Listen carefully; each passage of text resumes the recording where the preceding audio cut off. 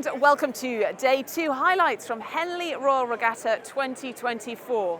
After a captivating first day of racing, the fans and patrons were back in force for what promised to be 3 more sensational sessions of rowing. They didn't have to wait long for the good sport to start, because in the very first clash of the week in the Prince of Wales, there was a great match-up between Reading University and a German squad from Kölner and Ratzeburger. We have Kölner Ratzeburger versus Reading University. Kölner Ratzeburger on the top of your screen, the yellow boat, on the Berkshire Station, Buckingham Station. Reading University have just come down the river, this powerhouse of sculling. This was one of my ones to watch this morning, Jess. I'm really excited about this race. You've got the Reading University crew. They're going to be really, really well drilled. Will Rand coaching them. We see how strong they are. Will Rand's dad, Sid Rand, coached me back in the day, so amazing to be part of that. But look here now, they're actually that Reading crew. They've gone off really well, but are they in the right bit of the river? Those crews look a little bit tight together for me from this camera angle. As we pan a bit further down the course now, Reading have taken a length's lead, but this German crew is still keeping overlaps there. They've not let them go. It's been a really tight race, actually, for that first 2/3, but here, as we come down towards the finish line, Reading have managed to take that rate down slightly. They look a little bit more relaxed, a little look around. Here comes the finish line. We're moving on. Fantastic row there by Reading University, and a spirited effort, as we said, by the Kölner Ratzeburg team there. Reading University be ready for tomorrow. Much like the first day of racing, conditions were overcast and windy, but that didn't deter the rowers out on the water, with some sizzling battles in the Princess Elizabeth and Island Challenge Cups. Saugatuck USA going to be taking on local crew Shiplake College. Out they get cleanly, both crews. We are starting this battle. Who is going to triumph in the PE today?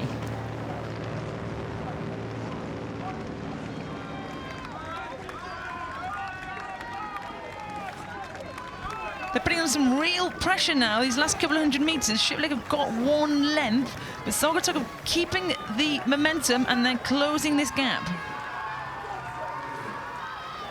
But I think Shiplake have done enough through the start of this race, through the middle of this race, to just have that little bit of ease as they come towards the finish line, and they are going to cross the line first. A slight bit of overlap by Saugatuck, and it's real big blow in the PE. It's a big win for Shiplake College. The Princess Elizabeth Cup over Saugatuck Rowing Club USA, and others will be looking at that. Join us at the start of the Island Challenge Cup, University Women's 8s. We have Durham University B crew in the top of your screen versus Nottingham University, the yellow oars on the right-hand side of your screen in Buckingham Station. Nottingham still in touch, which will give them a real sense of satisfaction, knowing that although Durham jumped out and tried to end the race early, they've just clung on. They're still there. This one is definitely not over. No, Nottingham keeping their rhythm, keeping the power. I think they're coming right back on this Durham University B crew. It's about taking those famous quotes about the inches. You've got to just be a little bit faster than the crew next to you, and if that adds up through the middle of this course, you'll start really clawing back, and Nottingham are doing that here.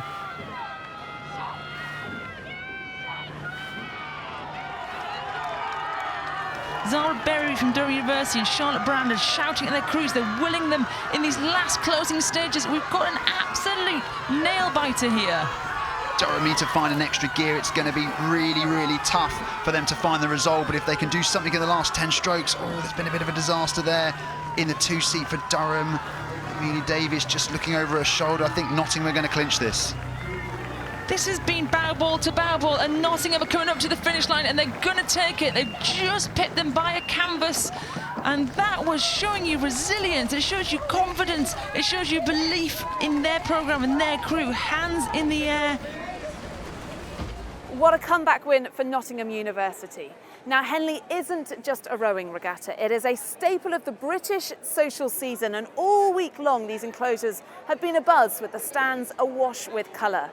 To tell us more about Henley's place in the heart of the national cultural calendar, here's Henley steward Sarah Winkless. For me, and I think many people, Henley is a complete staple in the British social calendar.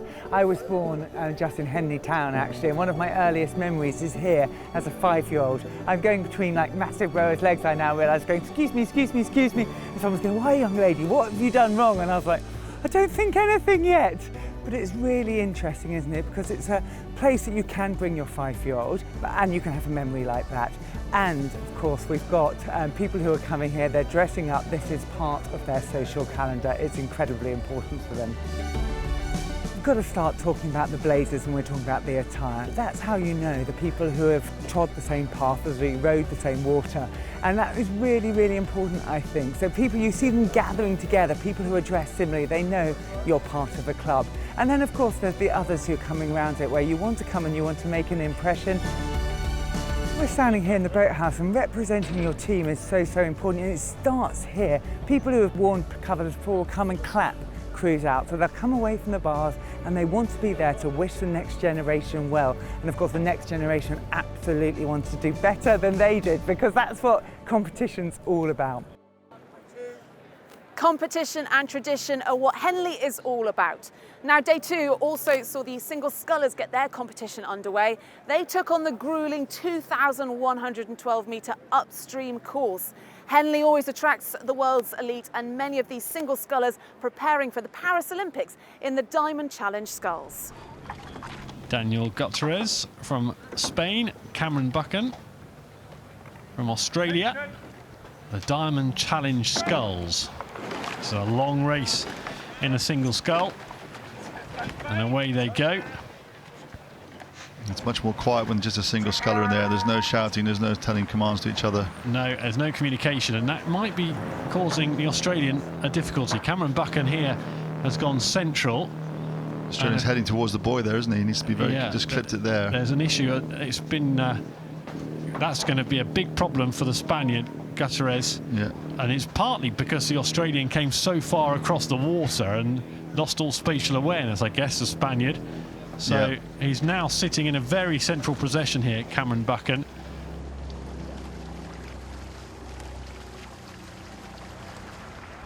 Getting polite applause from the stewards' enclosure. Respect for their work.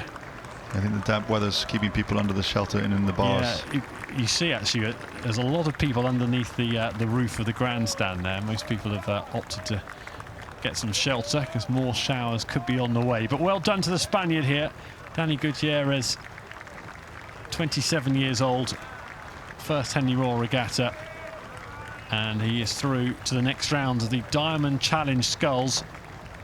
Cameron Buchan, well, he's got some nice footage for his vlog, if nothing else. Certainly has. You'll be checking that out on TikTok later on, Adrian. I'll create my account and watch in. Here comes Cam Buchan coming across the line. Over the line he goes, and that's it for his Henley Royal Regatta. Stephen Cox from Zimbabwe up in the single against Jelbakker of the Netherlands. There he is in the buck station, and they're trying to inject as much pace as they can. Bakker's gone off like a bat out of hell, hasn't he? He's really aggressively attacked this, steering a little bit towards Cox, but he's probably got an early 3/4 of a length. Yeah, the rate for a single there is absolutely bombing on, isn't he? He really has committed hard to this. Not a very subtle approach. No, he wasn't subtle at all, but it's effective, isn't it? He's taken 2 legs already. And he has done a good job there. I know, same with Cox, to be honest. He's also a good sculler. His blade work is really good at the front end of the stroke. When the blades go in, just outpowered, to be honest. Yes, early in the race, and you just asked the question whether Bakker was going to be able to maintain that all the way through, but he has. He's obviously got more than just explosion off the start. He's got the stamina to back it up. And Cox is coming back at him, but it's only because Bakker's really absorbing it, and really he's completely within himself. Yeah, so a good race interesting way tactically it was unfolding. But Bakker from the Netherlands will go through in the Diamond Challenge sculls. And for the Zimbabwean Stephen Cox, that's the end of his Henley Royal Regatta this time round. To be honest, it's well, really difficult to wrap my head around it, because I was a little bit starstruck. I raced against him at the Holland Beker in the Netherlands, and I looked next to me and I thought, well, this is it, man. These are really the talented athletes. So yeah, it's really cool to get a race against them. I had a terrible race out there today. I was hoping for much better. I just didn't deal with the conditions, but rowing is an outdoor sport, so you live and you learn, and hopefully I can carry it on to Paris. From men's singles to women's eights now, and a transatlantic barnstormer between the Ivy Club USA and local club Leander. Attention! Go! Start of the Remenham Challenge Cup, Ivy Club USA, Leander Club, from right here in Henley. The Open Women's Eights. This is the International Women's Eights race. It's the pinnacle of the big boats for the women. Who's going to triumph today? Well, this will sure bond them together. What a feeling for this Leander outfit. The 9 athletes stroked by Amelia Gleed. This will be a really, really good position for them, and they will feel every single ounce of support on the bank, because they are drawing level with the Ivy Club from Princeton as we move towards Remenham. Look at this, Tom. They've really clawed it back in this second 500, I'd say. They're moving back on them. That's not a nice feeling if you're from the Ivy Club, but I tell you what, it gives you energy. It gives you power if you're in that pink crew from Leander, and they are edging past the Ivy Club as we speak. I can't stress enough how hard it is if you're behind in these kind of races to have that confidence to keep doing what you're doing and move through, especially when you're lining up against the caliber of the Ivy Club here. You've got multiple internationals in that crew. Alice Patton is an international. We've got Mia Brown, who's won the Prince Philip Cup for Headington in the 2-seat. Lucy Coven, who's medalled at the Junior Worlds and the Under-23 Worlds in the bow seat. So these are really well-seasoned rowers that this young Leander crew are taking down right now. Well, spare a thought for Catherine George in the 5-seat of this Ivy Club crew, a former Leander Club athlete herself, and now she's faced up against her probably former teammates and has been unseated here on their home water by a really, really mature and composed exhibition of rowing here from this Leander Club crew. Take a look at these faces. You're going to see them in the national team in years to come. This is the Remenham Challenge. You're looking at the elite Open Women's Eights. This Leander crew in pink have shown us time again that you don't need to be winning off the start line. You have that power and the confidence through the middle of the course. You can do it. That's a win for Leander Club in the Remenham Challenge Cup over Ivy Club USA. Competition started in 7 events on Wednesday, with all 5 categories being rowed, from junior right through to open. Round 1 at Henley, though, is no row-through, with a couple of thrillers at the end of the morning session in the Island and Prince of Wales. Student women's eights next. We've got the University of Bristol against the University College Dublin. And ready to go. No delays at the start of this race. Away they go. Watching very carefully the Irish boat on the buck station. They've moved a very good, efficient line there. UCD really need to just hold on and do something to sort of stop the momentum that Bristol seems to be building. Could not be more level at this early stage of the race. University College Dublin, UCD. So you wonder whether Bristol have put a push in there to try and sneak out this just over a canvas effort. Now we'll see what UCD are made of and see if they can really get back on terms. Great clash. Both crews look really tired now, really just holding it together right to the finish. And there's not too far to go until that finish for Bristol. University of Bristol now with a length lead in front of stewards, and they'll be very pleased. They've been made to work really hard in that one. This is where you're wondering whether you've written checks that your body can't cash coming down the here. This is where you've got to be tough. Last few strokes, and University College Dublin giving it their all, but not enough today. The Island Challenge Cup, University of Bristol. That was a terrific race, wasn't it? They had to work, and they are worthy of their step through to the next round of the Island Challenge Cup. That was a really good tussle. Yeah, both crews had nothing left at the end. The Dutch against the Norwegians in the Prince of Wales Challenge Cup, the last race on the morning's programme. And away we go. They're much more aggressive on the right-hand side here from the Norwegian crew. The Dutch just rowing longer with tideway scullers and Proteus Ertes. The Norwegians have got an issue with their steering there as well, haven't they? They're going to have to steer back down towards the right-hand side. Sarah Winklis poised in the umpiring launch with a white flag. Whoa, now they're close, aren't they? They are very close, yeah. So the Norwegian boat with a few dramas on the buck station, but now have calmed it down, and we've got a half-length lead for them over the Dutch boat here.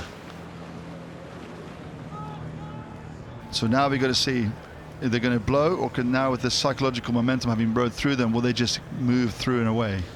So here you can see the Norwegian boat, Frederick Reed, and they've caught a crab, and that's the pressure, bad news for them. That's their race over, presumably. Proteus will be delighted to have seen what's gone on in the Norwegian boat there, and that went very badly wrong. So we've got the sculler from Thames Rowing Club in the bow seat, Sam Thornton. We've got two scullers athletes in the stroke seat, Adam Oliver and Lawrence Joss, and the 3 seat from Proteus Ertes, Floris van der Gilt. So the Dutch, the beneficiaries of a horrible moment in the Norwegian boat in front of the regatta enclosure. Dramatic way for the morning session to come to a conclusion. The Dutch will be delighted. They just hung in the race, didn't they, and did enough. They, to a point, forced the mistake from the Norwegian boat, but heartbreaking for them. A sensational finish to the morning session, and top quality rowing continued after the lunch break with an all-American clash in the Island Challenge Cup. The Island Challenge Cup now, this is one of those student women's 8 events that I was talking about. So this is new in 2021, this event, and we've got 2 crews from the USA going up here. Southern Methodist University on the left-hand side of your picture. We've got Boston University on the right-hand side of your picture. And one of my favourite things here, Pete, is all of the American universities have mascots, and we've got the Mustangs of the Southern Methodist University, Texas, going up against the Terriers of Boston University. This Boston crew, it's the cocks that will be able to see the 5 seats of Southern Methodist University. Alexandra Aravides in the coxswain seat for Boston. She was in the top 15 at the head of the Charles and a top 20 finisher at the NCAAs. That's exactly the kind of person you want to keep you on your race strategy. She'll be talking to all of the 8 athletes in front of her, Pete, but she'll be saying, look, watch out, because here come the crew from Southern Methodist University, USA. Look at this push. This is quite the sprint that we're seeing here as they close down that gap. So have the Boston Terriers managed to overhaul the giants of the Mustangs from Southern Methodist University, Texas? It certainly seems like it at the moment, but it's going to be only the last few strokes that will tell us who will go through to the next round of the Island Challenge Cup. And Boston, despite being absolutely exhausted, have managed to find something from somewhere to give them that extra seat that they need, that extra buffer to keep them ahead of those Boston University Terriers, who gave everything through the centre parts. We thought they were going to draw level, but Boston have whipped it out of the bag, and they've done it when it counts across the line, and it's going to be almost a quarter of a length, half a length now, in that result in the Island Challenge Cup. Boston ahead of Southern Methodist University. Knockout rowing at its best there. The Island Challenge Cup was only introduced in 2021, but it's already proving to be one of the events to watch at this year's regatta, and the eye-catching action continued throughout the afternoon. In the Diamond Challenge sculls, Dutchman Keizer faced off against Irishman Spellman. I can see a little bit more pressure and a little bit more of a sprint, maybe practicing his sprint there for Keizer in the Dutch sculling boat, the yellow Empacher boat, as he powers to the line. Yeah, I wonder whether Ryan Spellman started to put in a push, and actually then Lucas Keitzer got a bit worried and thought, hey, I need to do something here, because you never feel like you're as far ahead as you really are as well. That's such an important thing. Even the most experienced athletes like this, you know, you want to make sure that you've shut the door on your opposition, and if there's a little bit of a move, you want to take it through. Now he relaxes the last couple of strokes, crosses the line first. He'll be happy with that as he goes through to fight another day in the legendary Diamond Challenge sculls. That's a win for Lucas Keitzer from Netherlands over Ryan Spellman from Ireland. St Edward's took on a Kiwi crew from the Hamilton Boys High School in the Princess Elizabeth. St Edward's School want to do as they come up to the finish line. That's Jacques Menager, Joseph McFay, Rufus Henning, Bly Henselwood, Zenny Chapman, Elam Hughes, Harvey Buford, Nicholas Beckler, Cox by Felix Jameson coming up to the line. They'll be pleased with the work that they've done there. Took an early lead and didn't give the crew from Hamilton Boys School much of a chance. Hamilton Boys School, for the first time for them down the Henley track.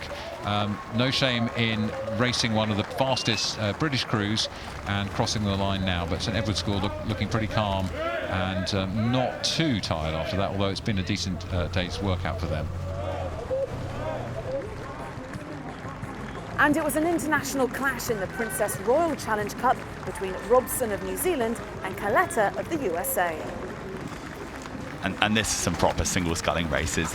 Look at them, they have worked so hard, and you can see that grimace on the face. It's a tough sport, but a fantastic one to be a part of.